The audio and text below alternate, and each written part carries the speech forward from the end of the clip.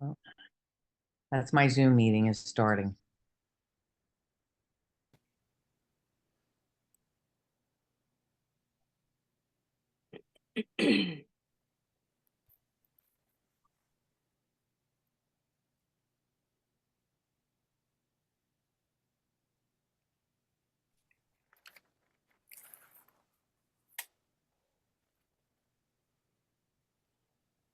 Hello. Hello. Hello, hello.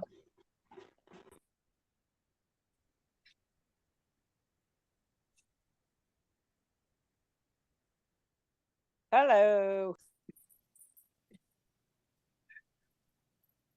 Hello.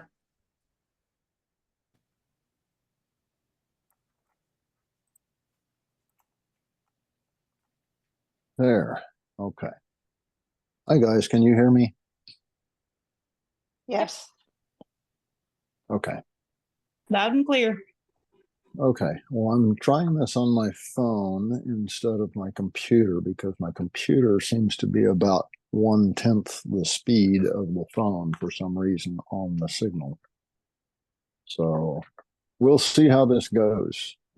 It is recording, it's on Zoom, and uh, it's in a lower position, so my head's cut off. That's the way it goes. That's usual. I'll lower myself a bit. So I can't really see any of you guys. There's a few. Okay. So, all right. So basically, I only see 6 at a time on my phone for some reason.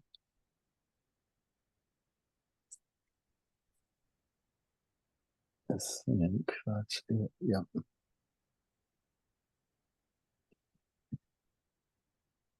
So I'll just pick on a few of you. You've got 15 here. Okay. Thank you. So I only have, it's just on my iPhone right now. So as a matter of fact, can you hear me okay with this? I'm Yeah. trying. Okay, because I'm trying the something wrong with this wire. Trying the ear pods with the direct connect on the iPhone. So let me put this down for a moment. I'm going to turn the ceiling light on.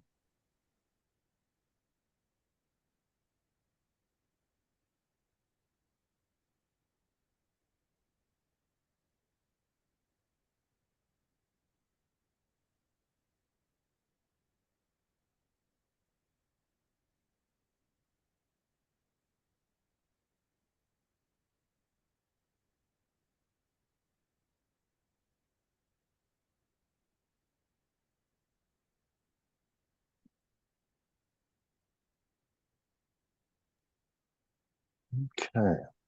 Hopefully, I'll do this a little bit. There we go. All right. Well, hopefully this goes smoother than the last few. I've been doing speed tests on my computer with a supposedly a Wi-Fi dongle that is supposed to be an antenna, which it's supposed to be 3 times faster, and it's actually half the speed without it. So wasted money on that thing. So I'm not sure what I'm going to do to get this computer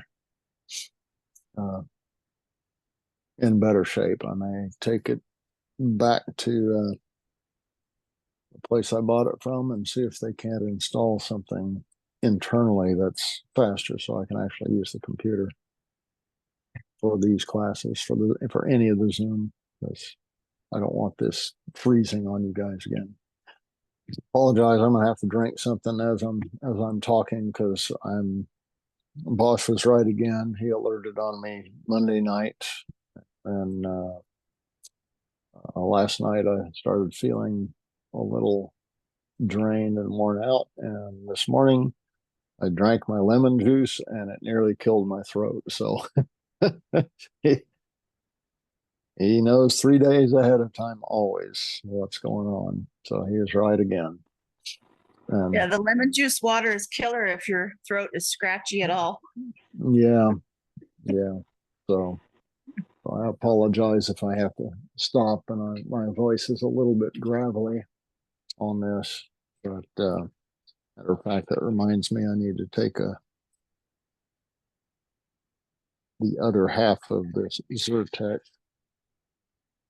I apologize for doing this during last time, but I was just waiting to see if anybody else would come on again. I'll rely on Angela to tell me how many people are on. Is it still 15?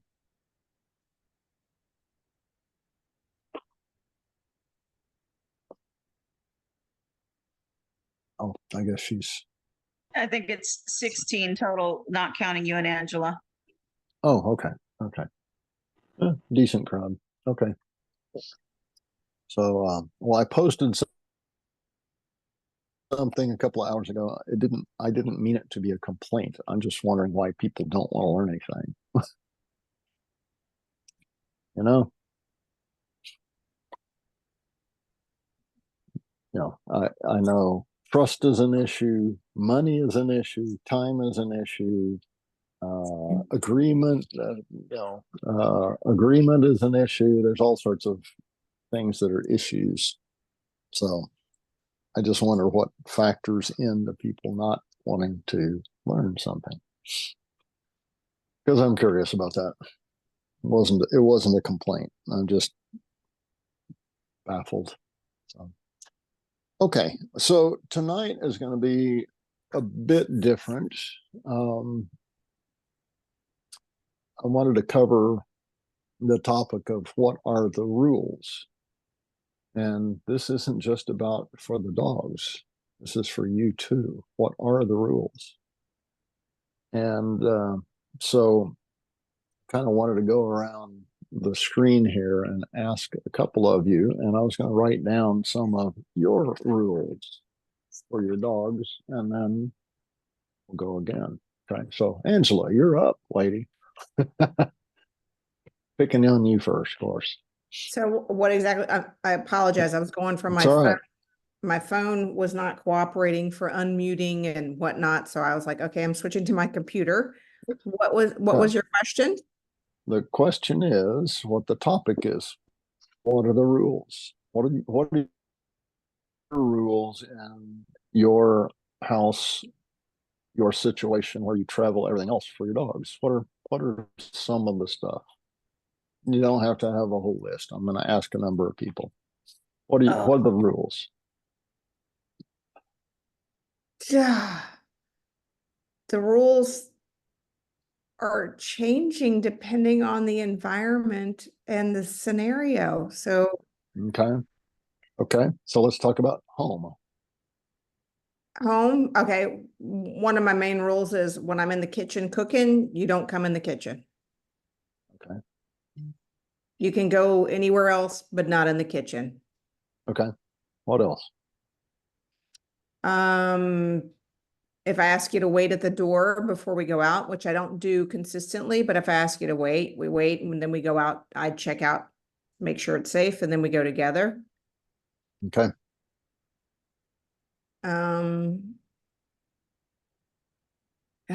What else? Put you on the Go spot, to the didn't I? Yeah, go to the bathroom outside, which they all follow. Okay, that's a good one. Yeah. All 4 feet on the floor at all times, for sure. Okay. Four Um, paws on the floor, 4 on the floor. Yeah, isn't that enough? I'm like, I'm on the spot. I'm like, what Okay. else do I'm not like, for the moment, I just got, it's interesting you asked that question. I meant just to hit you kind of guys. live my life with my dogs, and don't have as many rules as I used to, Okay. because I Well, had what do rules mean? Okay. I had lots Yeah. of rules before, and then I was just a control freak, and that sucked. So I'm not, we just live Okay. together. Okay. So, So what about travel? What about elsewhere then? travel, one of the rules is we're gonna stay on leash. Okay. Going into new environments, like if we go, when they travel with us on vacation, they stay on leash. When we first get to the new place, and depending on their comfort level, which usually they settle in pretty quickly. It may be for a day or two, or, if they settle right in, it might be, not as long. Rules, golly. This is so funny that I'm struggling here. Okay, that's fine. That's what I want to talk about. When we're in the van, they each have their own space to lay or to stay, whether it be a crate or in the middle of the floor. They have to wait. So when we are traveling, they have to wait before we go out the door threshold of the van. Okay, so that's pretty much the same wherever. Okay.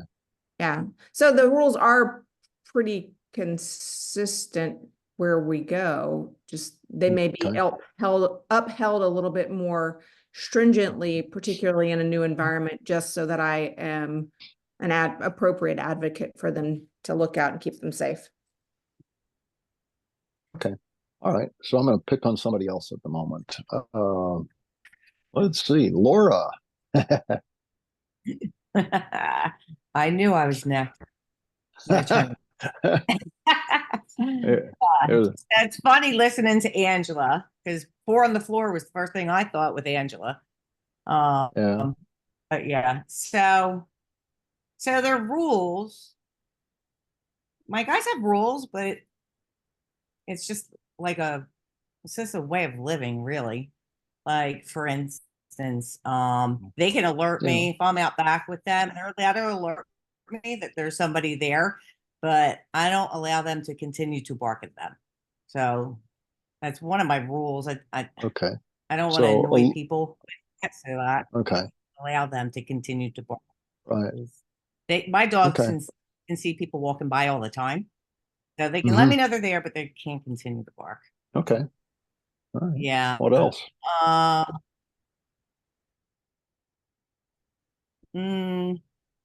So I don't really, so they're not allowed on my furniture. Okay. I keep them off of my furniture. I don't allow them up on that. Like, they have their own beds and stuff, and that's fine. But they're not allowed on mine. So that's kind of one of my rules. Another thing they do, I'm not sure it's actually a rule, it's just again a way of living, is when I'm prepping their meals, they go to their spots. And it's not because I did a place command with them. It just, that's how it happened to work out.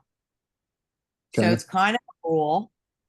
But it's weird because I don't believe I trained that rule in them. It was just a way of living.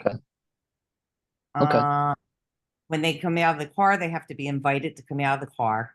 Thresholds, pretty much. They can't run through doorways unless they're invited through. So so kind of like structured rules. I don't think what else. They're not I don't really let my dogs play in the house either. We'll go out back. They can play out back, and that's fine. But when they're in the house, I want calm in my house. So basically on the first, anywhere in my house, except for the basement. The basement's set up for training. So I'll let them play down there a little bit, but the rest of the house, I don't really let them do that. Okay. There's some of my rules. Okay. Good enough. Thank you. Okay. Yeah. Okay. I can see Shelley, so I guess you're up. Let's see. I would say no jumping up on guests that come in the house, but they're allowed to Okay. jump if invited or during play. And they Okay. know that that's okay. That's a rule that I follow. I let them jump because they like to play. Okay. Let's see, a lot of the other basic ones. There's no fighting. The rule is if there's a dispute, the rule is I will step in. That's something I have to do. I have to step in and, defuse the situation by either fixing whatever is the dispute. So, I mean, I have things I have to follow with them, and they look to me now expecting me to fix things when they don't like it. Somebody's looking at their toy too hard. They're like, hey, we don't like this. Okay. So, let's see. And they're not allowed the furniture. Okay. And they're not allowed to eat out of another dog's bowl. And that's my job to watch that they don't do that. So if somebody gets that idea, I shoo them away. They ask them to leave to go to their bowl. That's a different one that I do.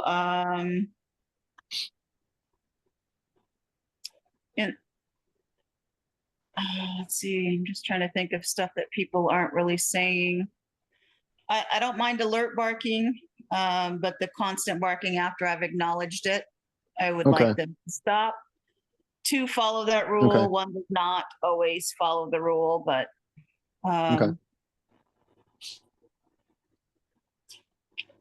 and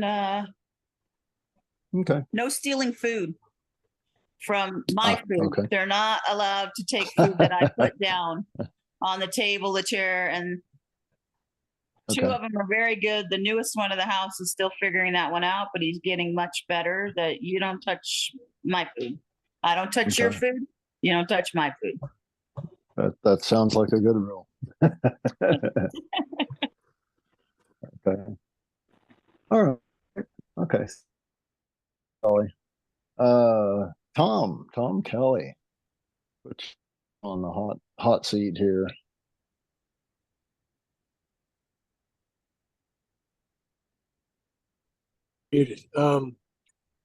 So remain composed, relaxation, get you stuff. Come when I call you.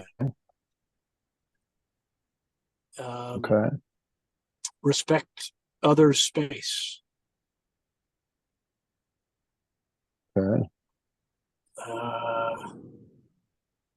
Those are pretty broad. We'll talk about that.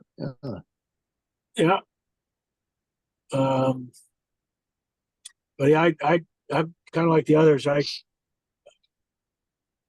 Early in training, when I'm meeting a dog, I tend to have more specific rules because I want to be consistent in the little things. But but those rules I just described are really for my dogs or dogs that I have a more mature relationship with. And so they are kind of broad because I don't I'm not a rule guy. You're not a micromanager. Yeah. Gotcha. I mean, here's this. I finally decided why that's true, Nelson, because I'm lazy. And I don't want to be having to tell a dog. I want to train a dog in a way that most of the time I don't have to tell them what to do. They just make reasonable choices. That's why you liked what I said. Because you're lazy. Well, yes. To admit that, but yes, I enjoy being with dogs. I don't enjoy micromanaging dogs. Those are mine. Yeah. Okay. Good. Okay. And then last person I'm going to call on Tracy Franken. Hey, Nelson. I'll put you on the hot seat. Putting me on. I'm good. Right. You can put me on the hot seat, but I am going to play the line card and say I may still have some brain fog. So that's okay. I would generally say that I go more in rituals. Like my Okay. dogs have four sort of categories of life. We have play, work, eat, and rest. And the rules are when I'm resting, you're resting. So in my house, when I'm sitting down, they're calm. When we're working, we're on leash, which means you defer to me and let me make some choices for you. When we're playing, you can be you, but you still got to defer to me, you know, every once in a Yeah. while, check in on me to make sure that everything's cool. And when we're eating, I allow some excitement, but not insanity, you know, and Okay. that's, Okay. I've always lived with large groups of dogs. So that's, we've just kind Yeah. of done it in rituals, and that's kind of how we exist. Okay. Okay. So interesting question. And do you think that people who only live with a dog are more micromanagers? I think for me personally, and I've always said this because I have lived with large groups of dogs and I've always had what I call hashtag just good dogs. I'm a cheater. Yeah. I let my dogs, my good dogs, help shape my younger dogs. And I do believe that people with just one dog have challenges that I don't. Um, and I've Okay. always ascertained that because for me, I already have a core pack that follow me and listen to me. So any new dogs that come in literally quickly take their lead and go, if they think she's cool, she must be cool. Right. And I've done that. So I do believe that people with just one dog have a different challenge than I do for sure. And probably maybe have to micromanage Yeah. a little bit more. Potentially, yeah. Or they may want to and only have the one dog. Right. So I'm that's not judgmental. That's just trying to figure it out. Okay. Well, that sounds eerily familiar to my life with living with a pack of dogs that is usually very large and down to 5 at the moment. So, I'm uh, down to 8, which Nelson. which is I wow, know. I had wow. 19. I had So 19 you're dogs when I moved to Nova Scotia 6 years ago, and I'm down to 8. yeah, I I understand. Been there, done that. Used to average 8 to 12, so And it doesn't down to get any. 5 and soon 4 and probably 3 at some point with Bella since she's 20 and 21 and a half years old. So Amazing. uh anyway, okay. Yeah, I have to give all the credit to her. I just fed her well. So I don't take that credit. Okay, so let's get on this. Let's get on this. Okay. So thank you guys for some of your things. Now, here's the question. Who are the rules for? Why did you institute those particular rules? This is a rhetorical question, and it is not targeted at any one person because probably most of you have a list when you think about it as groupings and categories of things of you have a range of things that you allow, and then when it goes to that point, well, what is that point and why did you institute it at that point, and are you consistent about it? So there's several aspects about what are the rules. Okay, the first is the overall rule of, and I'm going to put the human in this category as well. That's why I said, what are the rules for the dogs? But after a bit of me talking, I'm going to ask you guys again, what are your rules for you in relationship to the dog? Because you need to have them. Otherwise, you're inconsistent and you're not trustable. So, and that's where a lot of conflict happens with dogs and humans is the humans, because we see different environments differently for different behavior allowances. If we're around other people, we don't enforce things the way we do when we're by ourselves, either stricter or less strict. So, you know, are those rules just for you from the human side, or are they for pro-social aspects? And you have to include yourself in on that because you are part of the pack. You and whatever other humans are in that environment. That if you discount that and you negate that element, you really don't have the whole picture. And that's what I'm saying. So you all of you guys, I'm sure, have heard the the thousands of year old aspects of this saying when it comes to us in a certain way, in a certain religion, but also just in culture. And almost all religions and all cultures have some aspect of that is, do unto others as you would have them do unto you. So do humans apply that themselves with dogs? And do you apply that to your dogs from you? I want you to think about that strongly, because preparing for this talk, I thought I could just, I thought I would list a bunch of stuff and talk about what the aspects are. But the more I've thought about that is a lot of the times the lack of inclusion of the human in that equation, because we see ourselves once again separately from the universe. We observe it from this on high place. We are not on high. We're part of this existence. We're part of this life force that we call Earth and everything on it. And so if you remove yourself from the equation, it's imbalanced.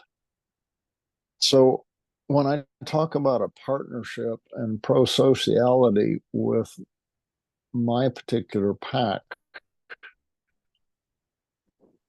I'm really trying to, I don't, I fail, but most of the time I'm trying to include myself as that part of the pack, not as an overlord and not as an overseer, but enjoy and join them in the good things and their parts of the life in the way they see it, rather than me observing a goofy puppy and looking at it from a distance, if you will, and seeing it as a goofy puppy instead of being happy with the puppy and engaging in a good way to guide that dog to a good outcome.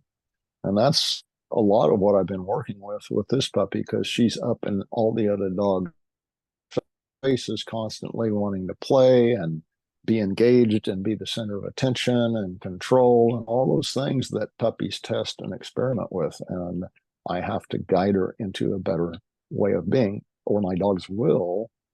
And as she's about 6 months old now, they'll start correcting her more harshly than just a growling, barking, showing teeth disagreement when she's really rude. And depending on the development of each particular dog, that, a young puppy, they could get it immediately, or they could go on for months until a real incident happens to them. And we don't want that. So we're trying to guide them as best we can. So the reason I wanted to talk about this in the first place was I wanted to introduce the idea of you definitively thinking of yourself as part of the pack. And you are part of that equation. And is it all about your rule for humans or your purposes, or are you really helping your dogs to be, we call, you know, people talk about fulfilled and having some fulfillment in actions and, you know, work and drive and all those other things, but are you really fulfilling your role as part of the pack? So this is really about a deep thinking aspect. And, you know me, it's all about how deep can we go inside of our brains to understand their brains. And we have capabilities that they don't, to communicate in high detail that they don't, with each other. And that's something that we have an advantage to learn across space and time, so to speak. Whereas theirs is genetic and learned from generation to generation, and their generations are still about the same, same way now that they did 500,000 years ago. We, on the other hand, have longer lives than we ever did as humans, as Homo sapien. And so we have different means of learning and a longer time period to do so. So at a certain point, we're no longer thinking about transferring information to the next generation, our children. We have decades of time beyond that. And that could be good and it could be bad. Because then we become more self-interested. And I think that's part of what happens with humans, with dogs. And we have dogs to remind us of not just nature, but connecting back with a more infantile, what we see as a more infantile personality. So never lose, you should gain and you should never lose the respect for that animal that it is, as much as you should respect yourself or any other intelligent being, human or otherwise. That's the way I try to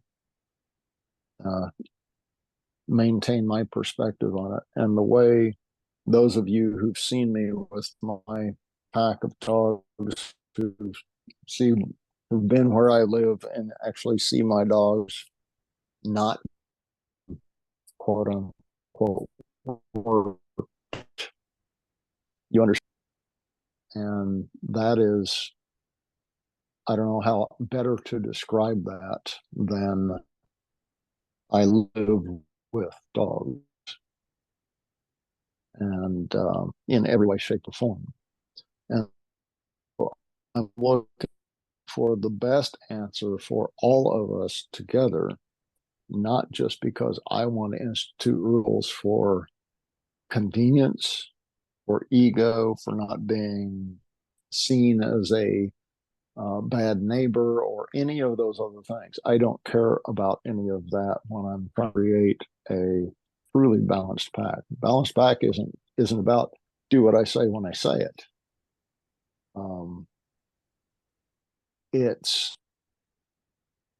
It becomes a mutual respect, caring for another being to your own detriment, if necessary, to protect and care for that other individual.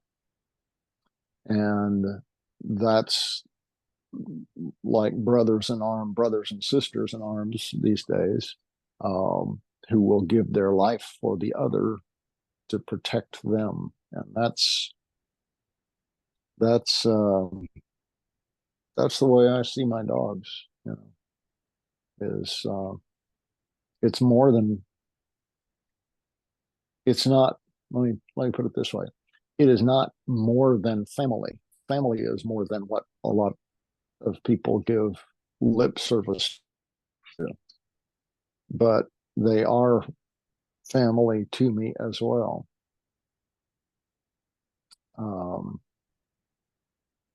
you know, what does that mean equally? Well, equal on equal, but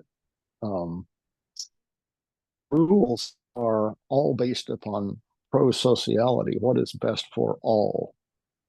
And the rules must be,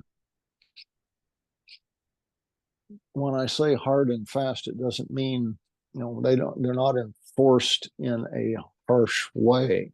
They are reminded before they ever get to that point when I see a behavior that is going in the wrong direction for everybody else's sake, not because I don't like it particularly.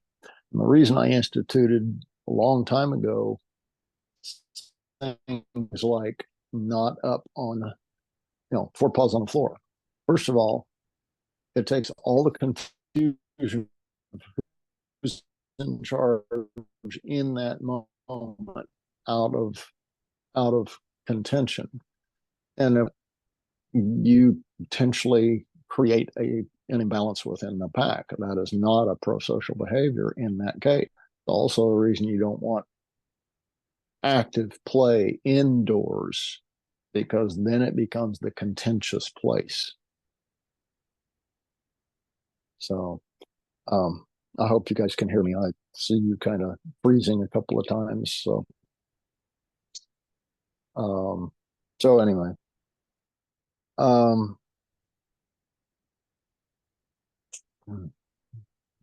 sorry, it's breaking up. I'm seeing some of your comments here on this.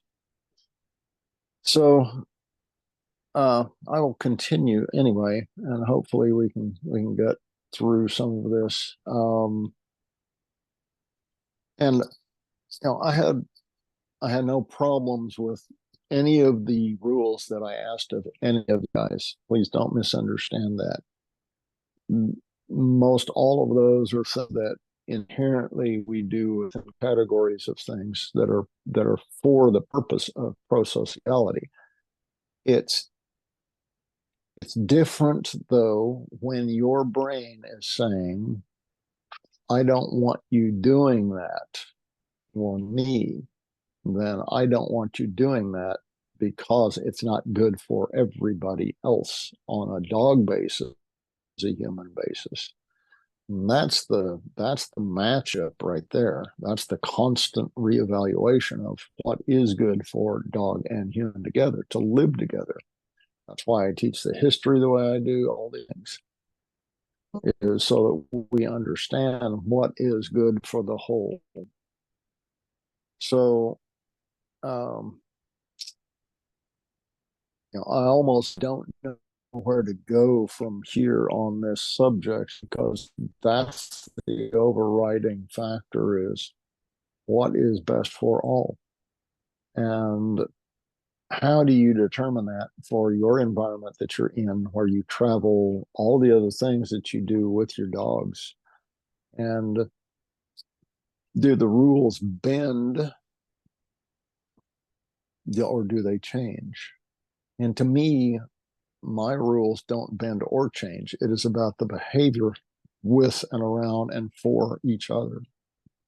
And as they learn outside of the home environment as well, then I'm going to remind them it's still the same thing. Yes, those are strangers, but we don't distrust inherently. We don't look for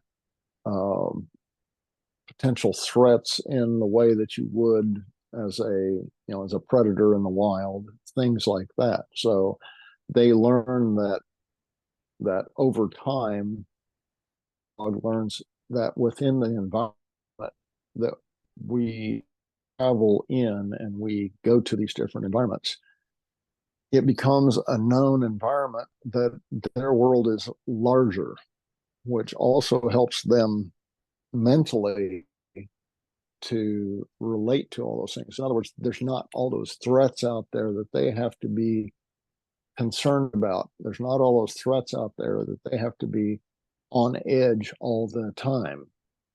And that also helps with your next door's dog. what you're doing with your next door neighbor's dog is you're teaching your dogs all the time that no one else is a threat. And every place that we go, you're to be this with us as a pack as you would in a home without all these other things going on around you. Okay. And so the effect of human versus dog behavior, as I always say, you have two choices. Either you influence the dog or the dog influences you.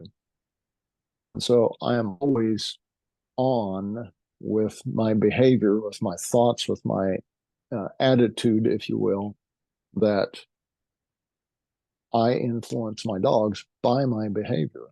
So I have to be calm, composed, collected. I've got this. Otherwise, they will not trust me to handle it. And that's the whole point of that. So the rules are whatever you wish to enact, but you really need to think about. I know I put you guys on the spot. A lot of you guys, if you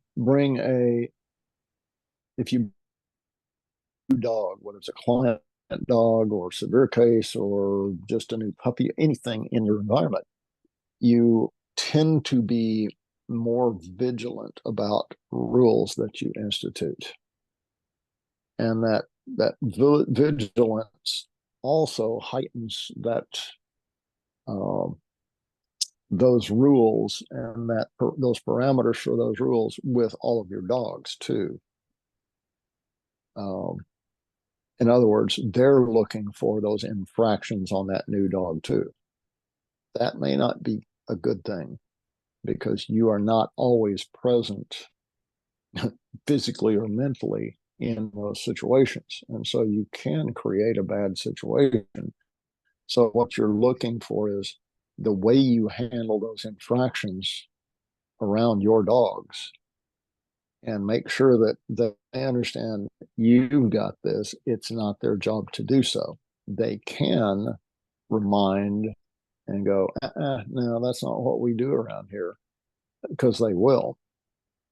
If you crush that, then it's open season on them too when you're not around. So they have to be solid animals, understanding what the system is, and the system has to be consistent. So your consistency is part of the quote unquote rule making. If you're influencing dogs and you're consistent with the way you do things, it's like I used to tell my clients, 4 paws on the floor was the first thing I instituted. Well, we like our dogs up with us on there. And I said, it's your choice to confuse your dogs about how you see yourself, either as lower than them, they own things versus this versus that, all of those things. It's entirely up to you. You can do that, but I will tell you that it's not going to work very well for you because there's inconsistencies and you're confusing your dogs and they will not be able to trust you. And so, it's still their choice, but 99% of the time those clients saw the light, especially when they instituted it for a couple of days, and it wasn't much effort whatsoever. They didn't have to pull their dogs off the couch or bed or anything else. Matter of fact, I highly discourage physically pulling the dog off. You can outweight the dog to get off the bed. Trust me. You just have to have the intent behind you, which is part of this whole thing about what are the rules. Because all it takes is a focal stare, not vocal, focal stare as a predatory mind through a dog for it to become uncomfortable and look for a comfortable solution. That comfortable solution is to stop me staring at them. And once they find a different solution that I accept as better, then I'm going to take that stare away. Well, that's a very powerful message to any dog. because it's a predatory stare. So a lot of the physical actions, people used to just be flabbergasted at, how I could handle all of these severe dogs. And it wasn't easy because I had to learn hard lessons over the years. But once I learned the lessons of you don't have to physically do much with them. It's your intent and the lessons that you're trying to teach that they see another way of doing it. And that's what obviously we worked through on, for instance, course 2 and all these other courses, the later courses, is what's a better answer? What involves the dog and involves them as a partner with us in pro-social behavior. You guys probably thought I was going to give you a list of rules.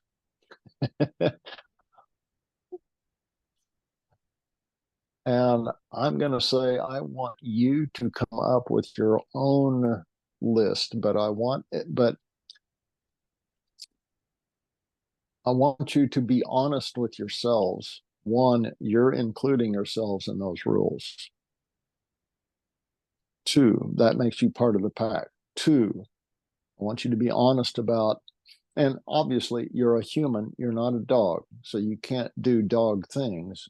You do human things, but they should be on an understandable basis from the dogs, as understandable as they can understand a human being and all the weird monkey things that we do, but consistent, and that they can begin to trust that. And so that's one, is you include yourself in that.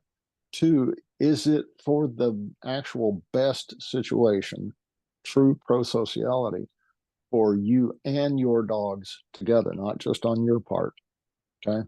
And not just half measures either.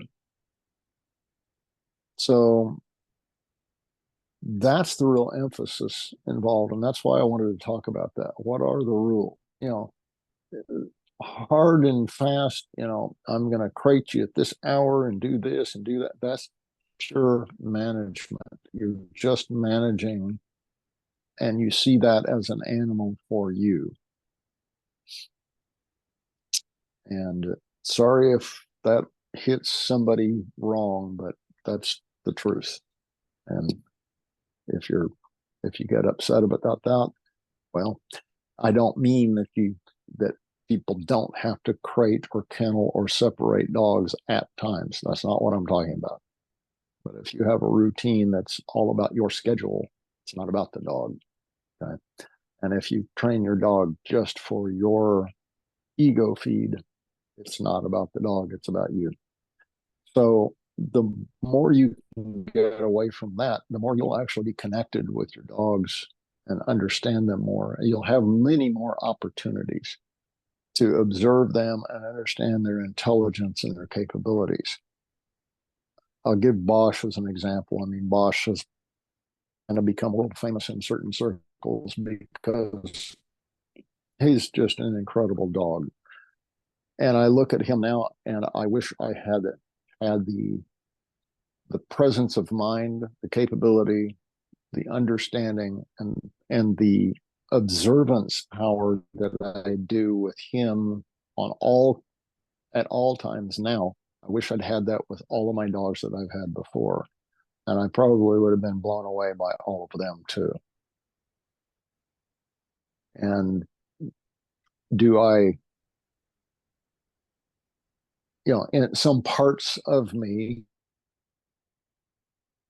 one emotion, and there's part of that emotion is, some parts of me wish I could apologize to all of my dogs before.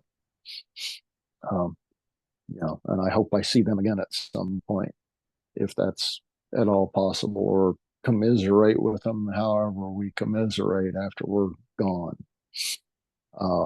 And then apologize. I'm sure they understand beyond what we understand now.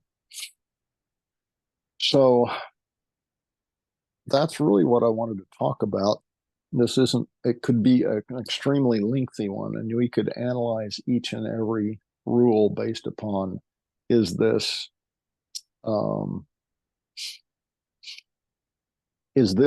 quote unquote rule, what I'm instituting, what I'm agreeing or disagreeing with, because rules are also agreement, guys. And recently, past couple of years, I've learned to say, to try to reach humans in a different way. Each time I try a different way of connecting with humans in a way that they'll understand succinctly, which is, I want you to look, and I mean this to everybody, I want you to look for, I want you to be present, and I want you to, and it's not about me, it's about you guys. I'll just say it the way I mean it. You, for your benefit, for your dog's benefit, you need to be present and understand and observe and capture, yes, the agreement 100 times more than you ever look for no. And the reason is because no is a natural thing to humans with dogs. We are always looking for no and expect them to just understand that we agree with everything else that we tacitly just let them do. That's when, as trainers especially, if you're looking for yes, you also observe no. And you can help your clients go to yes, because that's going to make their dog much better, much faster in a pro-social way. And that's really what people want. They want to be able to live with their dogs in a congenial atmosphere together. That's the pro-sociality aspect of don't piss me off, I won't piss you off, basically. Okay. So is this huge area we're looking for. And now, because our brain is programmed to look for yes, we behave in that way too. And that helps us with us seeing what's important, what are the rules, what are we telling our dogs we're agreeing with and saying, yeah, good boy, good girl, I'm happy for you that you've got this. It structures your brain differently than always looking for negative things. And it also structures your dog's brains completely differently towards pro-social. We all like to feel good and be yes, because no is a threat. So in our home environment, we want to look for home meaning any place we go with our dogs, not just the home. We want to look for that yes and observe. And the observation, the act of observation itself is what is going to give you thousands and thousands more observations about what dogs do, what they're good at, that is going to educate you more than anything I can ever talk about for years. That's going to educate you. Because no can be then succinct because you've already told them what yes is. They don't have to hunt 1,000 ways to try to find the answer that you want. That goes back to your ego. Okay? And that's what you should be working with your clients too, is teach them to look for yes and agree with it, actively agree with it, especially to begin with. But every time Bosch gets up in the car, which is a lot because he's with me almost 24/7, by his own, not because I drag him around, but by his own, we get home, I go into the bedroom, he's there. He's under the desk right here, right now, because he chooses to, not because I ask him to. He's choosing to be with me as much as possible. When he goes away from me, it's fine. I'm not a needy person in that way. I've got a puppy right under me too, and she's learned from my interactions with her that way, that I'm the mother surrogate at the moment and take care care of her and do all of these things for her, but she's also learning from my dogs how to interact with them in different ways, as well as from me. So she's learning a lot of yes and a few no's. And you would think a 6-month-old puppy that is experimenting a heck of a lot more no's. And that's the beauty of relationship-based behavior modification. It really is. It is all about how you see yourself in relationship to dogs. Then you see what the real relationship is of them to you, not the ego side of things of look at me, I've got my dogs under control and well trained. Okay. So that's a thought paradigm shift. I hate using that word because it got started in the 1990s in corporate speak and it's been overused by everything, but that's really what I mean is it is a paradigm thought shift. So I'd like to hear back from you guys on messaging or whatever else after you've thought about this. I'd like to hear some of your thoughts, typed or videos or whatever else on our group, whatever we can do on that group, and hear back from you what you think about this. Okay. So I'm sorry. Oh, somebody trying to talk. Somebody's unmuted. If you'll look, please. Erica. Thank you. Okay. So a bit different talk than I had when I thought about the subject matter probably over a year ago. I was thinking about what do I do, how to all those things, and what are hard and fast rules. Well, they're hard and fast in the way of me controlling my dogs and looking for infractions and all of those things. You get a sense of the overall, hate to use this word, but kind of energy of the whole thing. And you sense when it's off. Is it off because of you? That's another analysis. Yeah, it can be because you get distracted, you get ill, you get upset, you use emotions, you're just off that day. All of those things factor in, and you have to recognize that. Whose responsibility is that to change? It's yours.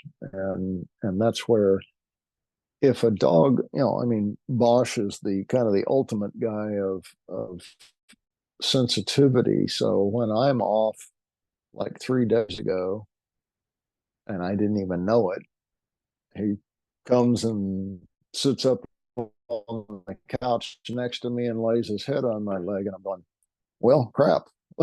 I guess I'm going to get sick in a couple of days. And he's right. So, did I lose you guys again? Can you hear me consistently, or is it still in and out? I can hear you fine. Yeah, sometimes you can hear Okay. you and your image freezes a little bit, but you can still hear you. Okay. All right. Well, I guess until we get cat signal down here in this neighborhood, this is just going to be the way it is. Unfortunately, I apologize. I've thought about going out to the center, which is an hour-and-a-half drive away each time to do this talk and see if it would be any better there. So, just kind of at technology. Okay, thank you, Paul. yeah, I just don't want to be snapping in and out verbally. Okay. That makes me feel better. Thank you. Well, I shouldn't say feel because that's not a feeling, but anyway. That made me laugh, Nelson. Yeah,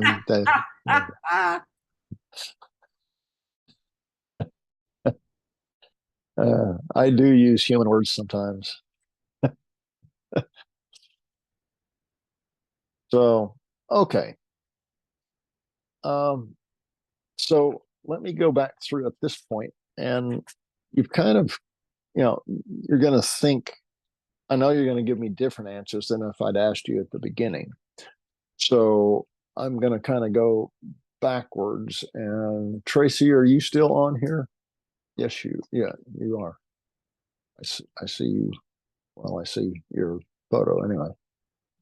And a lovely one it I'm is. still here. Okay. So what are your rules for you?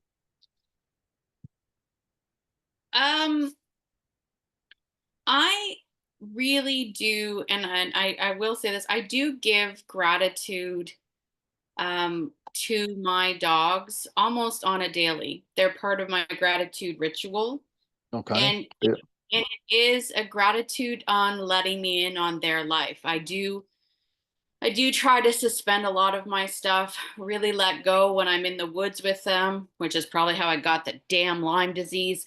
When when I'm in the woods with them, I do try to really let go and be a part of their world. And I am honored that they let me do that. So my rules for myself have been to really respect all that they've shared and all that they've Okay. given me over the years. Yeah, that's great. Okay. Thank you. Appreciate it. Uh, Mr. Kelly, I don't know if you're, yes, you are. I see you're still on here. See if you're asleep yet or not. I'm not asleep, but I'm actually out walking dogs. So I've got you in my earphones. Well, there you go. But Okay. yes, I'm listening, but so rules for myself. I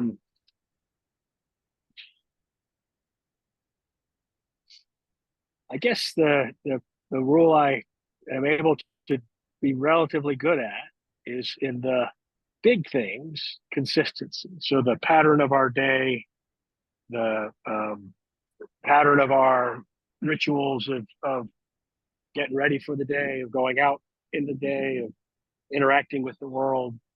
Those things I do pretty well. But within that, what I am constantly working on, Okay. and mostly failing, is consistency of composure, of maintaining composure in situations where, and usually it's not me and the dogs, it's some external variable has imposed itself upon us. And my tendency is to react more than I probably need to be successful with my, they don't need as much help as I'm giving them in some situations. And so that's sort of the daily is do less, right? Is right. Be present, do less. And when I do that well, it goes better. And it never goes horrible, but I feel better at the end of it. when it's okay, yeah, just do less. Trust your dog. Credit for, we want the credit for all the stuff, right? So we involve ourselves more than we should. Yeah, maybe. I don't know that that's the motivator, but yeah, but I'm with you. It is. Yeah, but that is the. But you made me think about it. I'll I have think to I can go back and evaluate. Kind of what the rules are for me versus what the rules are for the dog. But I think generally, I in my brain I try to be consistent. But I'm now going to have to go back and look at reality and decide. But that's reality. But kind of inside my brain, baby, I am awesome. Just so you know. Yeah. Well, as I say, every person on earth, every human on earth thinks they're right. until they really studied. So yeah, Yes, I am. yeah, exactly.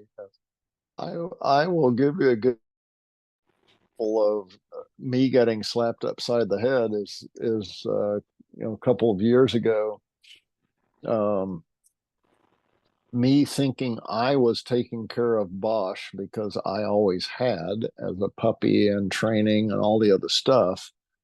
My trip to Angela's place actually to conduct course one and leash handling at that time. He proved to me he didn't need to be looked out after anymore, but I did. And that was a revelatory change in my understanding of him. And that changed my observation too. So it was, yeah, no, buddy, you don't understand. I want you to do this and this and this. And he's going, no, you idiot human. I'm telling you, you got something wrong with you, buddy. And so I learned a hard lesson on that. So that's one of those where I thought I was taking care of him, more involvement of myself in his world to control and train, and it was my responsibility and everything else. And he showed he was an absolute equal partner to me. So that's one of those. That's an example of that. So okay, Shelley, what are your rules for you, and are they? Do I really follow them? I would say Well, I'm I wasn't going to say that, but yeah, exactly. Um, my biggest one, it's my biggest challenge is keeping my composure and emotions in check. And so that's my rule, is to try to be composed and consistent. I think the other one that I didn't realize I was doing before I started taking the relationship based things was treating a dog with favoritism over others, not intentionally, but my actions were. So that was unfair Okay. to the pack, and they didn't get along because of it. And I didn't realize what I was doing. So really being consistent with that, Okay. not letting one do something and not the other, um, in a way that they can, feel that they're in disagreement with. Okay.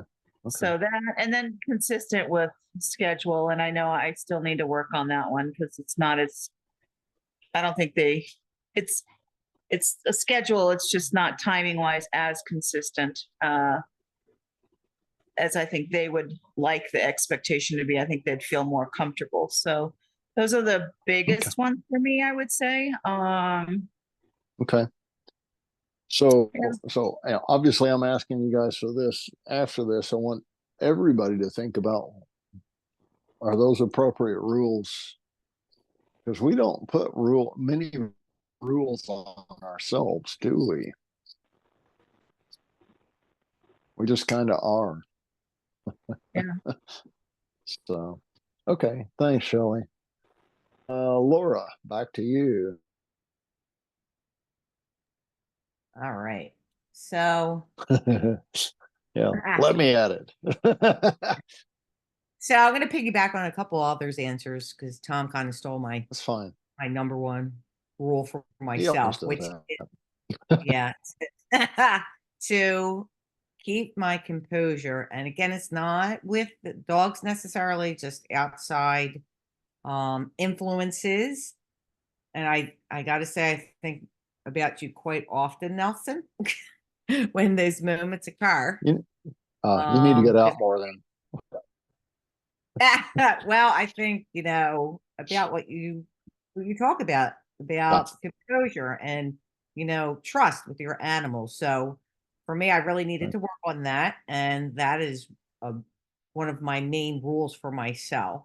I also try for myself not to become lazy or complacent when it comes to my dogs. Because, as they get older, they get a little easier because they just do when, they're living with somebody that provides structure for them. But then, I can see how maybe they might get lost in the mix a little bit. So Nala's Okay. getting a little bit older now. So my rule is to make sure I don't leave her for more than 6 to 7 hours maximum. And that's a rule for me because I have to make sure that she's able to Okay. get out. That's for her. Okay. Yeah. Okay. So that is a rule for myself. So even when, so sometimes I do temping in a job, and one of my rules for temping is I don't work more than 5 to 6 hours because of Nala. So Okay. I do. Yeah. Okay. Okay. Thank you. Yeah.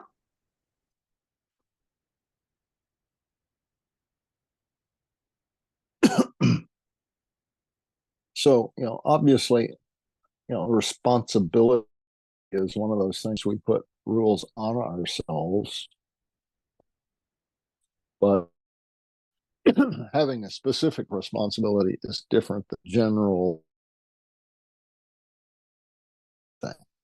So that's good that you pointed something out there. And last but not least, what are your rules for your health? My rules for me. I start every day out with prayer and then reading my Bible. And then that's followed by getting the dogs out with me to do their business, but also incorporating them with doing the farm chores, getting everybody fed and out. Okay. Okay.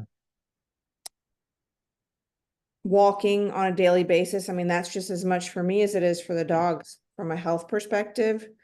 And I make sure I go a different direction, every time that we go for a walk. And during those walks, it's important that sometimes I do like listen to podcasts loud, but for the most part, it's quiet and I just like to listen to the sounds of nature. So I give myself grace every once in a while if I want to listen to information, but for the most part, I just listen with the dogs. One thing that I like to do with them as well, because this helps slow everything down, is I go out into my front field with them and we'll just sit in the field. Right now, it's been so bloody hot, we sit in the shade in the field, but I like to sit in the field. That's a rule for me as well. And then avoiding conflict in my mind and with what's around me. And not that I always can, but I try to avoid conflict. And if I can't avoid conflict within myself, because I'm struggling with a client, whatever, then I avoid doing things with the dogs because I don't want to bring that into that dynamic. Because it usually doesn't last very long because I can resolve it pretty quickly, depending on what it is. And and on the part of what helps with avoiding that, it's not that I can completely avoid conflict, but just the awareness of it within myself and making sure that I'm not bringing that into the pack dynamic with the dogs. I don't, because I have a super sensitive dog, but finding good in any given situation. Okay. You get so what those you are right. Those are good attributes. So, but are they rules? Okay. All right. Yes, they are. Okay. Your finding the good is also finding the yes. Yes. That's really what it means. Yes. Both in yourself and in the dogs. Yes. Because that's really what you're practicing when you're finding yes is what do you agree with? And you're finding who you are and what you agree with. Not trying to be philosophical, but that's what it is, guys. And I know those are my rules, like that. Yeah. Those are my practices that I try to do. I shouldn't say try, basically do daily. It's important for my well-being, but also for my pack's well-being as well. Yeah. Yes. So, yes, those are my rules. Yeah. And obviously whatever you do is they become those actions, if they're not threatening and if they're somewhat understandable in the way that dogs understand things, that becomes part of the backpack behavior and trustworthiness that you present yourself with. Humans don't present themselves very well as trustworthy individuals. We think we are on a human basis, but not to the dogs. So a couple of things I'm going to say about this. I won't say no one mentioned, but very little mention of a limit placed on yourself of anybody who says these are rules for yourself. What are those limits? And you need to define those too for yourself, because your limit, you are putting limits on the dogs, on their behaviors. What are your limits? So that's where it's good for you to define it, because now you have an open book as to what you're trying to accomplish. So you have a guide for yourself in behavior and in joining in with your dogs for them to trust, for that to be a calm, composed, and understanding pack. Well, Julie, I didn't ask everybody, so it was just a few. And I didn't see you till just now, so I didn't even know you were on here. I only have 6 people on here at the moment, so I apologize. So that's kind of it. That's what I wanted to talk about, guys. Is I can give you my lists of things and the why behind it all and how it all works, but that would take years, which is what you take courses for, honestly. So, that's what I'm teaching, is what are my limits and what are the dog's limits and why, and what do we all excel at. I will tell you, someone said, give themselves grace. You must give yourself grace. You're not perfect. Nobody is. Okay? So everybody makes a mistake. Everybody misunderstands.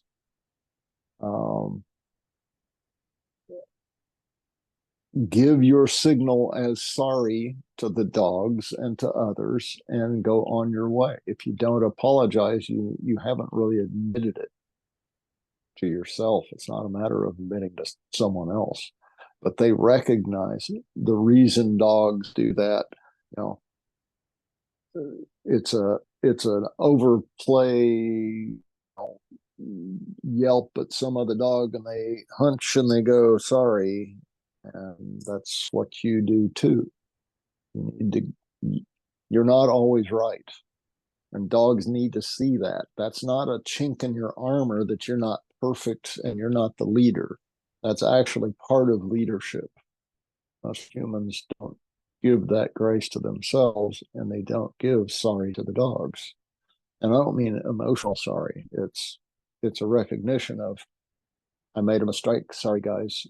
Or I made a decision deliberately, and that was wrong of me, whether it was an incorrect outcome or an ego feed thing. And you need to recognize that in yourself too.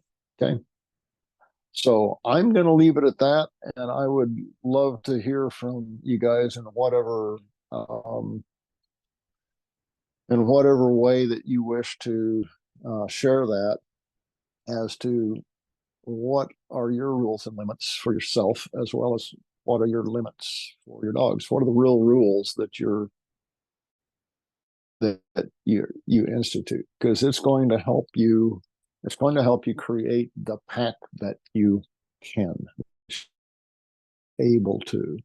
It's also going to help you understand where what relation part of relationship based everything. It's going to help you understand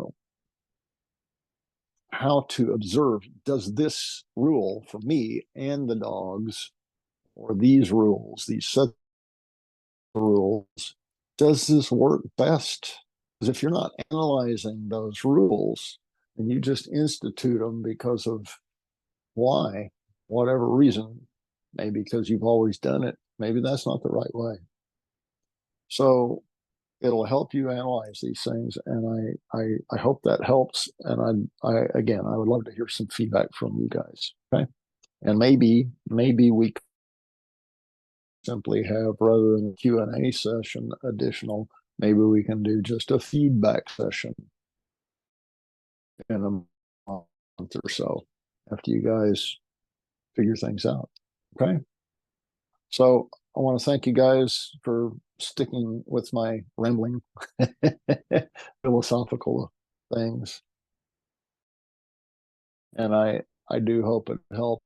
So I hope it was informative in a different way than the normal informational stuff, because we're trying well-rounded individuals, not just humans but individuals in life. So makes everybody else around us feel better and do better. So, okay. All right. Thank you guys. Appreciate you greatly. And I truly do, each and every you. And you guys have a great week. Till next time.